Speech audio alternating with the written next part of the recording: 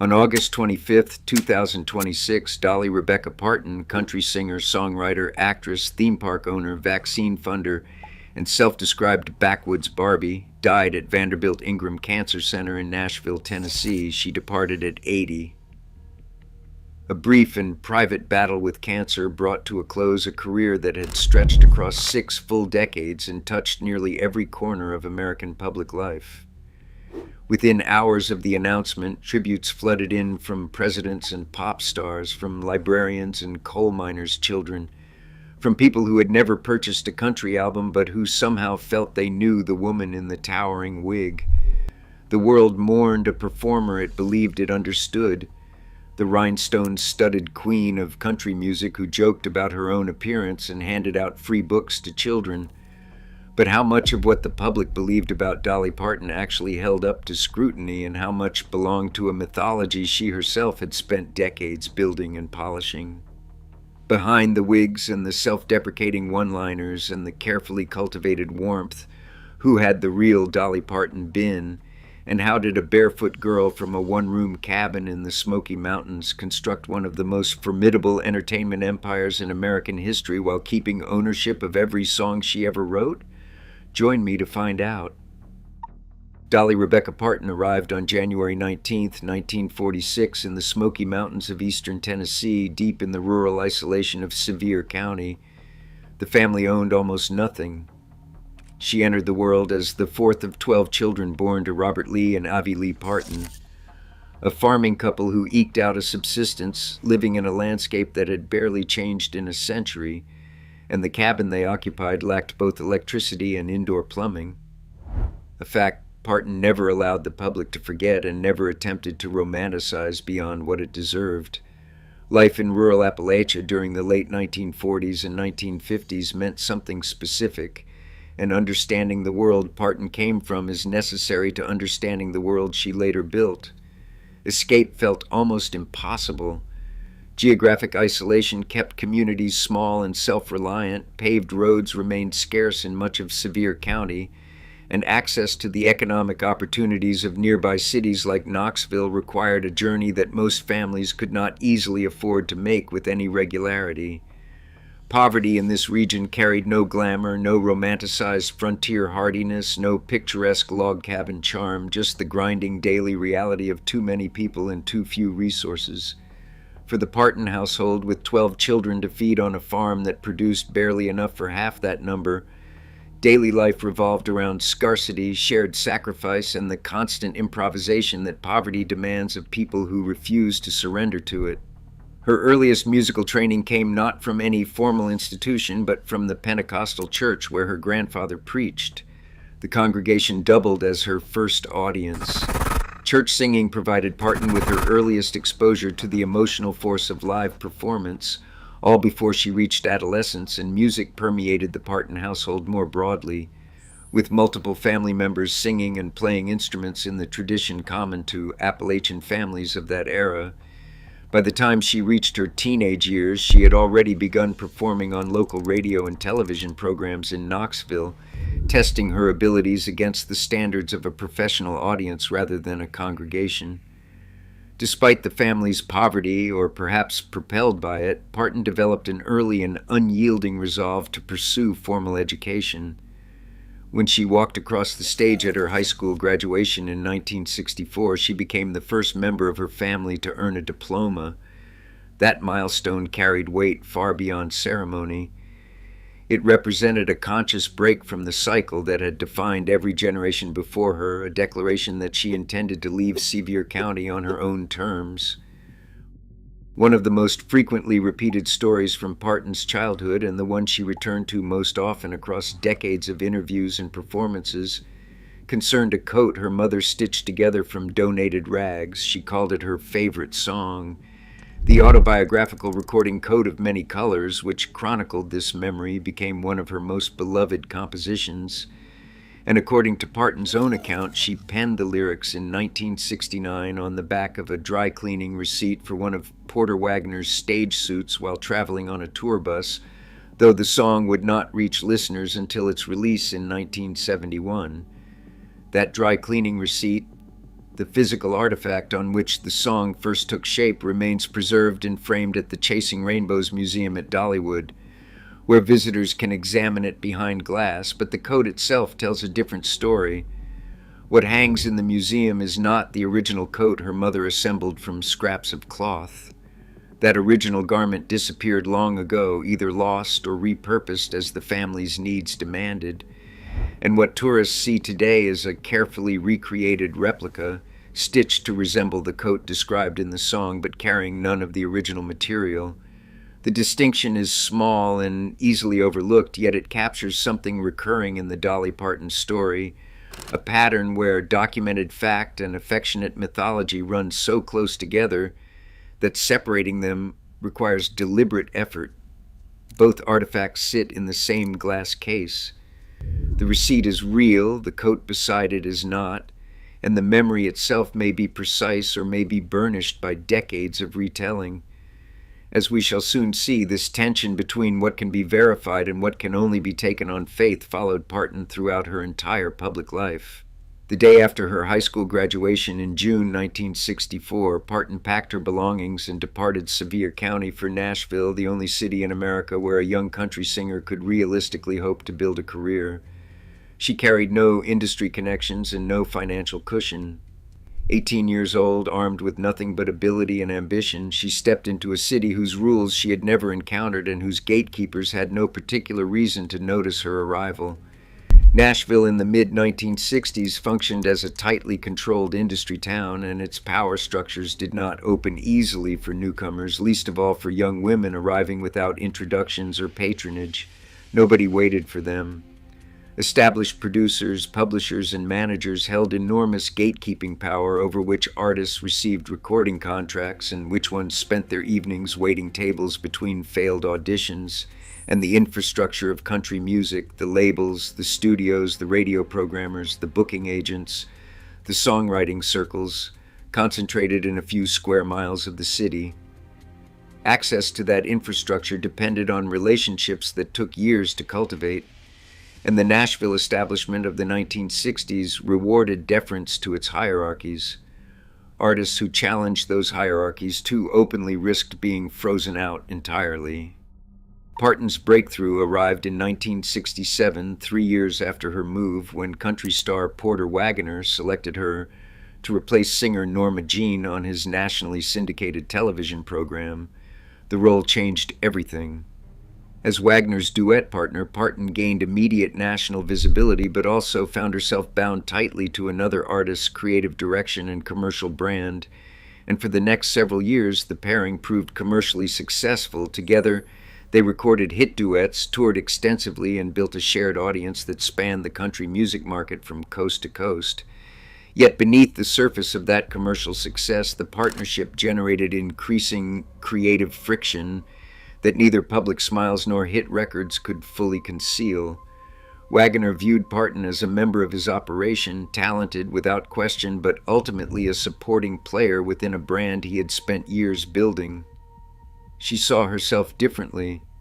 Parton harbored ambitions that extended far beyond the role of duet vocalist on someone else's television program. She wanted to write her own material, choose her own producers, and direct her own career without filtering every decision through Wagner's approval. By the early 1970s, those ambitions began to surface in her solo recordings with growing urgency, and the tension between what Wagoner expected and what Parton intended became impossible to contain. Events were unfolding that would force a rupture neither partner could delay much longer. In 1970, Parton scored her first solo #1 Billboard hit with Joshua, a result that confirmed what she already suspected: she could command an audience entirely on her own terms. Wagoner's shadow no longer fit. The success of that single and the recordings that followed only deepened her desire for independence, and in 1974 she officially departed his show. The separation turned ugly. Wagner filed a lawsuit against Parton for breach of contract, demanding a large portion of management fees he argued she still owed him. A prolonged legal dispute dragged on through months of acrimony before the two parties ultimately reached an out-of-court settlement. As part of fulfilling their remaining obligations under a shared RCA recording contract, the pair produced a final overdub duet album titled Porter and Dolly in 1980, a record assembled not from collaborative studio sessions but from separately recorded vocal tracks layered together after the fact, less a musical collaboration than a contractual obligation pressed onto vinyl. It would be another song from this same turbulent period, however, that revealed Parton's sharpest instincts, not as a performer but as a businesswoman. Nobody predicted what came next.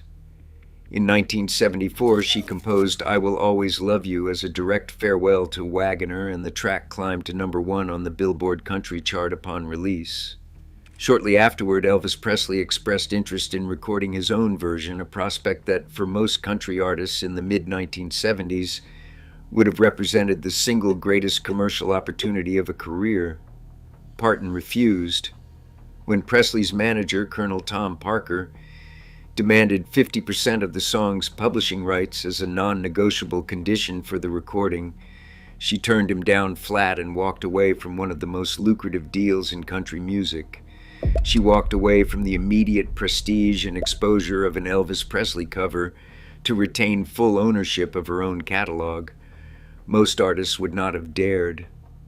In the mid-1970s, publishing rights were routinely signed away by performers who lacked the bargaining power or the financial literacy to recognize what they were giving up, and the standard industry practice treated songwriters as interchangeable suppliers of raw material rather than as owners of intellectual property. Parton saw through that arrangement, or more precisely, she refused to accept its terms. The decision required nerve, the willingness to sacrifice a guaranteed short-term windfall for a long-term bet that her songs would continue to generate income without Elvis's name attached to them. In the 1970s, few observers outside the music business would have grasped the magnitude of that calculation. Nearly 2 decades later, as we will soon see, its consequences became staggeringly clear. By the late 1970s, Parton had launched a deliberate campaign to expand her audience beyond the country music base that had sustained her career up to that point. It worked quickly. Her 1977 single, Here You Come Again, broke through to mainstream pop audiences and confirmed that her appeal could travel well beyond Nashville's traditional boundaries. And this commercial expansion accelerated sharply in 1980 when she stepped onto the Hollywood screen in 9 to 5, a workplace comedy starring alongside Jane Fonda and Lily Tomlin.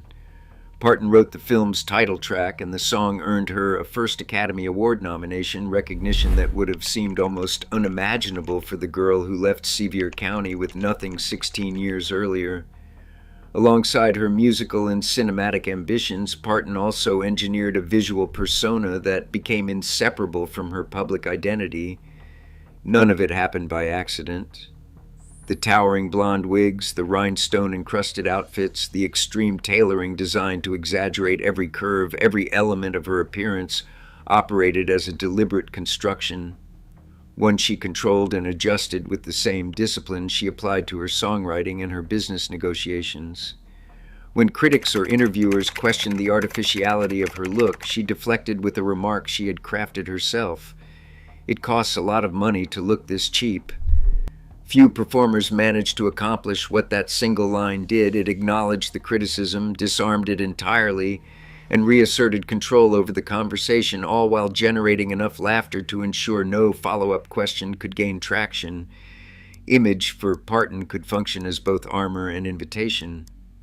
She understood, perhaps earlier than most entertainers of her generation, that controlling how the world perceived her body and her appearance meant controlling the terms on which she engaged with the public, and the wigs and the rhinestones were not costumes she put on, but a fortress she built. Parton's most ambitious commercial venture took physical form in 1986 when she partnered with Herschend Family Entertainment to rebrand a struggling regional theme park in Pigeon Forge, Tennessee. The park needed a name. Rechristened Dollywood, it became the anchor of a tourism and entertainment empire that would grow steadily through the following decades, eventually encompassing water parks, dinner attractions, resorts, and a sprawling economic ecosystem that employed thousands. Its location in the same stretch of eastern Tennessee where Parton had grown up in poverty carried a resonance she referenced often, and the communities surrounding Pigeon Forge and Sevier County had long struggled with limited employment options, so the arrival of a major tourist attraction backed by a nationally recognized name altered the economic reality of the area in ways that few other interventions could have achieved. But the theme park represented only the most visible layer of a broader business philosophy that had governed Parton's career since the early 1970s. Ownership mattered more than exposure. Her decision to retain her publishing rights, a choice almost unheard of among artists of any genre during that era, meant that she controlled the commercial fate of every song she composed, and the full weight of that decision landed in 1992 when Whitney Houston recorded I Will Always Love You for the soundtrack of the film The Bodyguard. Houston's version became one of the best-selling singles in the history of recorded music, spending weeks at #1 on charts around the world and generating revenue on a scale that dwarfed anything the original 1974 recording had produced. Because Parton had refused Colonel Tom Parker's demand 18 years earlier, every dollar of publishing royalties from Houston's version flowed directly to her, not to a label, not to a manager, not to the estate of Elvis Presley, but to Dolly Parton alone. Every cent came home. The windfall confirmed what she had wagered decades before, that ownership, not exposure, determined long-term wealth in the music industry, and she had bet on herself in 1974 only to watch that bet pay off beyond any reasonable expectation by 1992. In 1966, 2 years after arriving in Nashville, Parton married Carl Thomas Dean, an asphalt contractor she encountered at a laundromat during her earliest days in the city. The marriage lasted 60 years. From their wedding until Dean's death in 2025, he maintained a level of privacy that defied every convention of the entertainment industry, rarely appearing at industry events, almost never accompanying Parton on red carpets or television programs, and granting virtually no interviews to the press during the whole of their marriage. In an industry that rewarded public displays of partnership and routinely exploited celebrity marriages for promotional purposes, the arrangement between Parton and Dean operated according to an entirely different logic.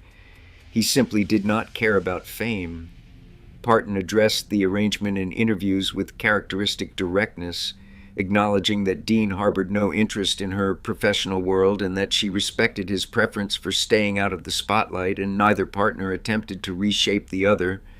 With Dean running his paving business while Parton ran her empire, their lives intersecting at home and diverging everywhere else.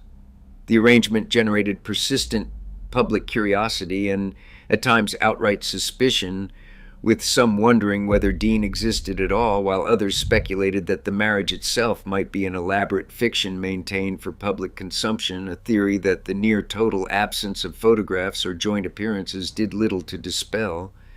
The skeptics found no proof, but the couple's longevity, sustained without public drama or tabloid scandal across nearly 6 decades, spoke for itself in a language that required no amplification. In an era when celebrity relationships increasingly functioned as content, as material for social media feeds and magazine covers, theirs remained stubbornly, almost defiantly, private. And when Dean died in 2025, Parton lost not only her husband of nearly 60 years, but the most stable private anchor in a life otherwise conducted almost entirely under the scrutiny of cameras and interviewers and fans who believed, because she encouraged them to believe, that they knew her. Parton's philanthropic efforts operated through the Dollywood Foundation and shared a common thread: direct, localized intervention rather than abstract institutional giving. She gave where she came from. Her father, Robert Lee Parton, could neither read nor write, and that fact shaped everything that followed. The most prominent of these initiatives, the Imagination Library, launched in 1995 in Sevier County as a tribute to him and to the educational access he never received, mailing free books to children from birth to age 5 and gradually expanding across the United States and into several other countries. By the time of her death, the program had distributed tens of millions of books to young readers who might otherwise have grown up in homes without a single one. Following the devastating wildfires that struck Gatlinburg, Tennessee in November 2016, Parton responded with speed and specificity that bypassed the slow machinery of institutional disaster relief. Flames had torn through her home county, the same communities where her family still lived and where Dollywood drew its workforce. The money arrived fast.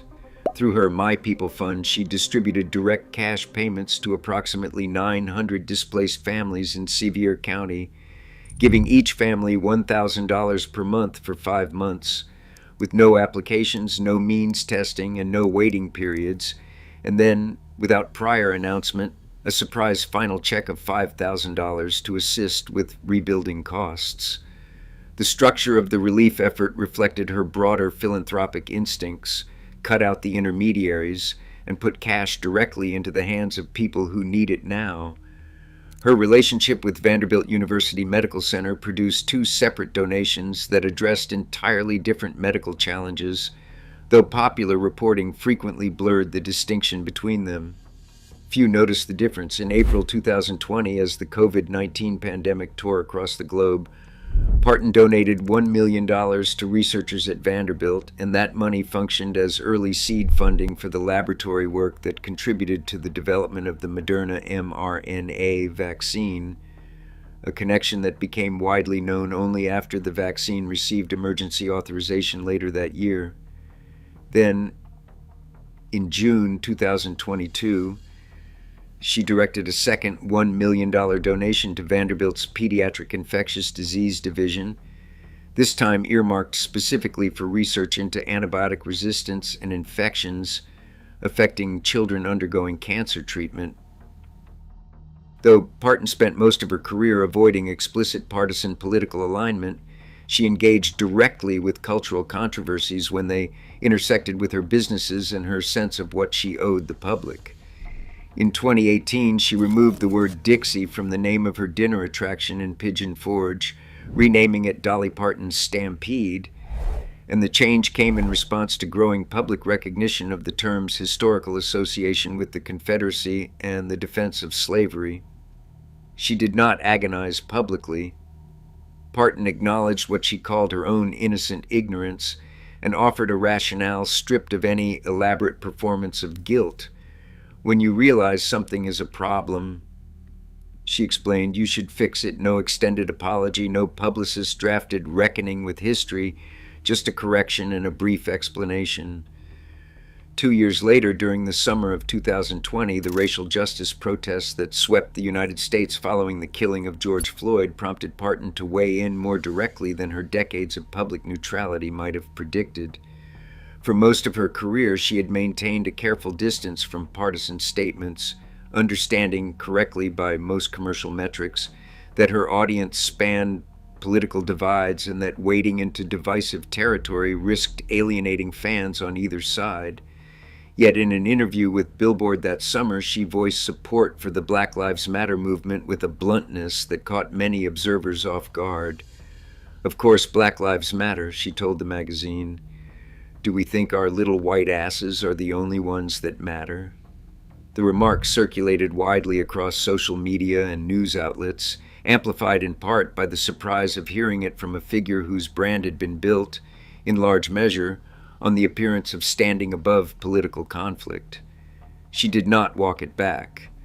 Country music's audience, historically white, historically conservative, historically resistant to progressive social movements, did not uniformly welcome the statement, but Parton held her ground. Whether her long years of political disengagement had always been genuine conviction, or whether she had simply chosen her moments with a strategist's patience, waiting until the stakes demanded she speak, only she could say. Any public life sustained across 6 decades inevitably accumulates a layer of folklore, and Parton's proved no exception. Every retelling adds a coat of polish. Some of these stories originated with Parton herself and grew more elaborate with each appearance on late-night television and in magazine profiles. Others emerged from public speculation and media distortion, fed by the gap between her highly visible public persona and the private life she guarded so carefully.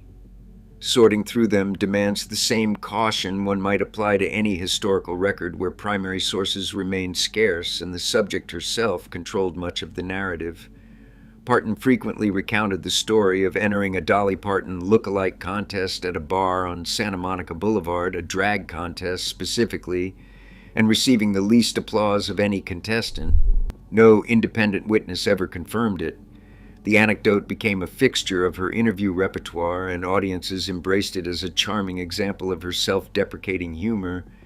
Yet no photographic evidence, no bar record, and no corroboration from any outside source has ever surfaced to verify that the event occurred.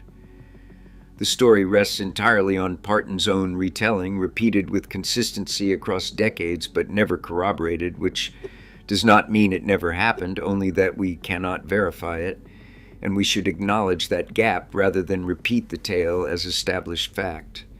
Another persistent rumor held that Parton concealed full tattoo sleeves beneath her signature long-sleeved wardrobe, an image of a hidden biker chick identity lurking beneath the rhinestones. She addressed the speculation directly in a 2019 interview, clarifying that she did carry small pastel-colored tattoos, including butterflies, but that these existed specifically to cover purple keloid scarring rather than as decorative body art. Full sleeves, she confirmed, did not exist. The rumor, entertaining as it may have been, belonged to the public's imagination rather than to her skin. Even the timeline of her most celebrated compositions contained a degree of ambiguity that resists tidy resolution. The claims sounded almost too good. For years, Parton stated she wrote both Jolene and I Will Always Love You on the same day, a detail that, if true, would rank among the most productive single days in the history of popular songwriting. In a 2022 conversation with author Adam Grant on the social platform Clubhouse, however, she revised the account, explaining that she had discovered the original work tapes for both songs recorded back-to-back on the same cassette, but that the compositions themselves may have been completed a few days apart. The correction did not diminish the achievement. Writing 2 songs of that caliber in the same week remained staggering by any measure, but it replaced a more cinematic version of events with a more honest one, revealing something about how even the people who lived through a moment can reshape its edges over time. Dolly Parton died on August 25, 2026 at Vanderbilt-Ingram Cancer Center in Nashville. Representatives confirmed she passed peacefully following a brief and private battle with cancer, surrounded, one assumes, by the quiet of a hospital room rather than the roar of an arena. She left behind no children, a career that had produced dozens of #1 hits, an Oscar nomination, a theme park, a global literacy program, a vaccine she helped fund, and a catalog of songs she owned outright, every last one of them. What she also left behind, and what may prove more difficult for historians and biographers to untangle, is the question of how to remember a figure who so thoroughly managed her own narrative. Parton excelled at self-mythology. She wove verifiable facts with carefully chosen embellishments until the line between autobiography and folklore grew too faint for most audiences to notice or care about. And she did this not out of dishonesty, but out of an instinct, refined across decades of public life, for crafting a version of herself that people could love without ever fully knowing. The dry cleaning receipt framed at the Chasing Rainbows Museum is real. The coat displayed beside it is a replica. The songs are documented, but the exact day they were written remains approximate.